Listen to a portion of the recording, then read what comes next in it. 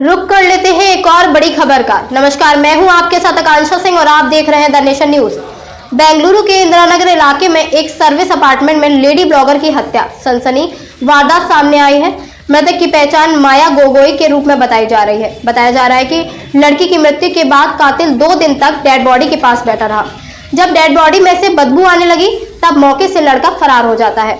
वहीं मृतक आसम की रहने वाली है। दरअसल सोशल मीडिया पर वीडियो बनाकर जॉब से संबंधित के लिए वह बेंगलुरु आई थी, जहां अपनी बहन के साथ एक अपार्टमेंट में किराए पर रहती थी। बताया जा रहा है कि हत्या करने वाला उसका दोस्त आरव उसके साथ कंपनी में जॉब करता था और उसकी दोस्ती हो गई। 30 नवंबर की रात आरव अपनी दोस्त के साथ रॉयल लिविंग होटल पहुंचता है और वहीं उसका मर्डर कर देता है और डेड बॉडी के पास 2 दिन तक बैठा रहता है। जब मर्डर केस को देखकर होटल के स्टाफ में भगदड़ मच गई, तभी मौके पर पहुंची बेंगलुरु पुलिस ने होटल के अंदर से डेड बॉडी को बरामद किया और देवराज डीसीपी ईस्ट के ने क्या कुछ कहा, इस मर्डर को लेकर आइए हम आपको बयान सुनाते हैं। The nation news bureau report, Bengaluru. Staying place ಇದೆ, ಅಲ್ಲಿಂದ ಒಂದು ಇನ್ಫಾರ್ಮೇಶನ್ ಬರುತ್ತೆ ಪೊಲೀಸ್ ಸ್ಟೇಷನ್ಗೆ. ಒಂದು ರೂಮಿಂದ ಒಂದು ಸ್ಟಿಂಕಿಂಗ್ ಸ್ಮೆಲ್ ಬರ್ತಾ ಇದೆ ಅಂತ ನಮ್ಮ ಪೊಲೀಸ್ ಅಧಿಕಾರಿಗಳು ಮತ್ತು ನಮ್ಮ ಸೋಪು ಟೀಮ್ ಫಾರೆನ್ಸಿಕ್ನವರು ಹೋಗಿ ವಿಸಿಟ್ ಮಾಡಿದಾಗ ಅಲ್ಲಿ ಒಂದು ಹೆಣ್ಣುಮಗಳು ಶವ ಬೆಡ್ ಮೇಲೆ ಇರುತ್ತೆ.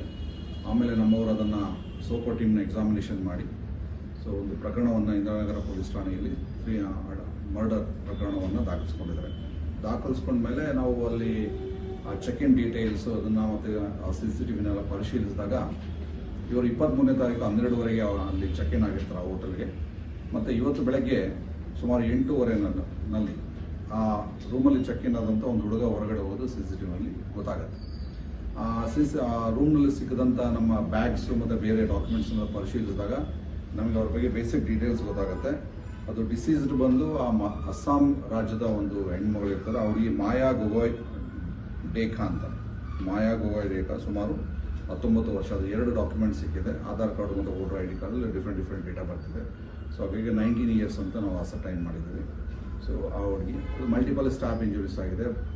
ಮೇಜರ್ ಕಾಸ್ ಆಫ್ ಡೆತ್ ಬಂದು ಚೆಸ್ಟ್ ಮೇಲೆ ಸ್ಟಾಬ್ ಮಾಡಿದ್ದಾನೆ ಮತ್ತು ತಲೆಗೆ ಹೆಡ್ ಇಂಜುರಿ ಆಗಿದೆ. ಮಲ್ಟಿಪಲ್ ಅಲ್ಲಿ ಇಂಜುರೀಸ್ ಬಾಡಿ ಮೇಲೆಲ್ಲ ಇದೆ. ಅದು ನಂತರ ಅವನು ಯಾರು ಇರ್ಬೋದು ಅಂತ ನಾವು ಮೊಬೈಲ್ ಅನಾಲಿಸಿಸ್ ಮಾಡಿದಾಗ